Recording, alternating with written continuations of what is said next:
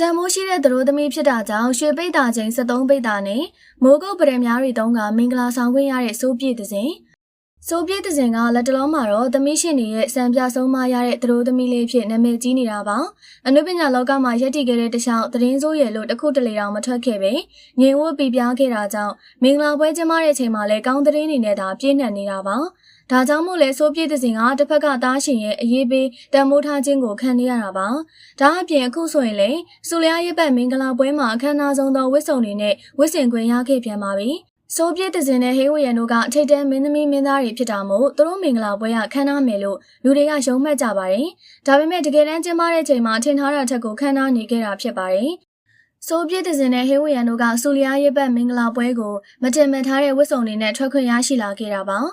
စိုးပြည့်တဲ့စဉ်နဲ့ဟေးဝရန်တို့နှစ်ယောက်စလုံးကရွှေအစ်စ်ဗရံများအစ်စ်တွေနဲ့ချုပ်ထားတဲ့ဝတ်စုံတွေနဲ့မင်္ဂလာဆောင်ခွင့်ရရှိခဲ့တာပါဟေးဝရန်ဆိုရင်လည်းမင်းသားတစ်ပါးလိုဝတ်ဆင်ကသူ့ကိုယ်ထဲမှာဗရံများတွေဖွေးနေအောင်ချုပ်ထားတာပါဒါအပြင်စိုးပြည့်တဲ့စဉ်ရဲ့သူတို့သမီးဝတ်စုံကလည်းလူတိုင်းငေးကြည့်စရာကောင်းလောက်အောင်ကိုဖြစ်နေတာပါမြန်မာလူမျိုးတွေတန်မိုးထားကအလေးထားရတဲ့ရွှေအောင်ကိုသုံးထားတဲ့ပြင်တစ်ထည်လုံးကိုရွှေအစ်စ်နဲ့သာလုပ်ထားတာပါဝတ်စုံကလည်းသူများဝတ်ထားတဲ့ဝတ်စုံမျိုးမဟုတ်ဘဲစိုးပြည့်တဲ့စဉ်အတွက်တီးတန့်ဒီဇိုင်နာတွေနဲ့ချုပ်ထားတာပါဒါအပြင်ဝတ်စုံမှာအလှဆင်းမဲ့ရွှေတွေကိုလည်းတီးတန့်လုပ်ပေးထားတာပါရွှေပန်းခက်လေးတွေဆိုလည်းအနုစိတ်ပြင်ဆင်ထားတဲ့ပြင်ရွှေပေါ်မှာမှမိုးကုတ်ကထွက်တဲ့ဗရံများစစ်စစ်ကိုပြန်ချေထားတာဖြစ်ပါတယ်ဒါကြောင့်မို့ဟိန်းဝရံနဲ့စိုးပြည့်တဲ့စဉ်တို့ရဲ့ဝတ်စုံတွေကပိတ်တာချိန်ပေါင်း6ပိတ်တာလောက်ထိတုံးထားတာလို့သိရပါတယ်ဒါအပြင်ဝတ်စုံမှာရွှေနဲ့ဗရံများသုံးထားတာမဟုတ်ပဲစိုးပြည့်တဲ့စဉ်ကိုင်မှုလက်ကင်ပန်းကိုလည်းရွှေအစ်စ်နဲ့ပဲလုပ်ထားရလို့သိရပါတယ်လက်ကင်ပန်းတစ်ခုလုံးကိုရွှေအစ်စ်နဲ့လုပ်ထားကပိတ်တာချိန်9ပိတ်တာလောက်အသုံးပြုထားရလို့သိရပါတယ်ဒါကြောင့်မို့ဟိန်းဝရံနဲ့စိုးပြည့်တဲ့စဉ်တို့ရဲ့မင်္ဂလာပွဲမှာဝတ်ဆင်ထားတဲ့ဝတ်စုံနဲ့အသုံးဆောင်တန်မိုးတွင်တိမ်တောင်းချီနေပြီဖြစ်ပါတယ်တကယ်တော့ရွှေပန်းခိုင်လိုမျိုးလက်ပန်းကင်ဆိုတာကစိန်ရွှေရတနာဆိုင်ကမျိုးဆက်တွေမင်္ဂလာဆောင်မှသုံးကြတာပါအခုတော့စိုးပြည့်တဲ့စဉ်ကိုအထူးပံ့ပိုးပေးကြတာမို့ကံကောင်းလှရလို့ဆိုရမှာပါဟိန်းဝရံတို့ဖခင်ကချမ်းသာတဲ့တတိဖြစ်တယ်လို့မိတ်ဆွေကလည်းပေါ်များတာမို့သူ့မင်္ဂလာပွဲကိုဆိုရင်ပံ့ပိုးပေးခြင်းသူတွေကများနေတာဖြစ်ပါတယ်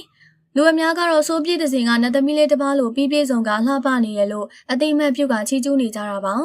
အခုလိုရွှေတဲ့တွေကိုစိန်ရွှေရတနာဆိုင်ကထောက်ပံ့ပေးထားရဆိုပေမဲ့မင်းသမီးတိုင်းကိုထောက်ပံ့ပေးတာမျိုးမဟုတ်ပါဘူး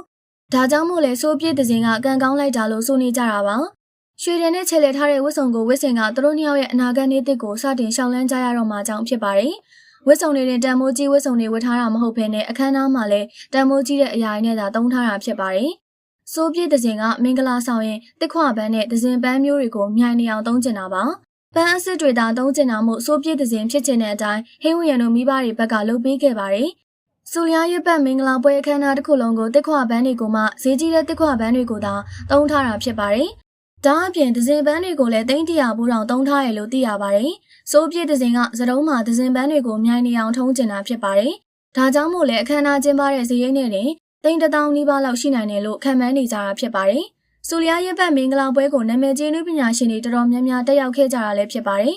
အနုပညာလောကရဲ့ထိပ်တန်းနာမည်ကြီးအနုပညာရှင်တွေတက်ရောက်ကြသလိုဇက်ဖို့လောကကအလွှာဆုံးတက်ရောက်ကြပါတယ်ဒါအပြင်စိုးညီမတွေကလည်းစုံစုံညီညီတက်ရောက်ပြီးကြကဧကန်ပေးကြပါတယ်ဒါပေမဲ့စိုးမြတ်နန္ဒာကတော့မင်္ဂလာပွဲကိုတက်ရောက်လာခြင်းမရှိပါဘူးအနုပညာရှင်တွေကလည်းဟေးဝရံနဲ့စိုးပြည့်တဲ့စဉ်တို့တကယ်လက်ထက်ဖြစ်သွားတဲ့ပုံမှာဝမ်းသာနေကြတာဖြစ်ပါတယ်ကြီးကျယ်ခမ်းနားတဲ့ဟေးဝရံနဲ့စိုးပြည့်တဲ့စဉ်တို့ရဲ့မင်္ဂလာပွဲလေးပုံအမြင်လေးကိုပြောပြပေးခဲ့ကြပါအောင်ရှင်ကြည့်ရှုပေးခဲ့ကြလို့ကျေးဇူးတင်ပါတယ်ရှင်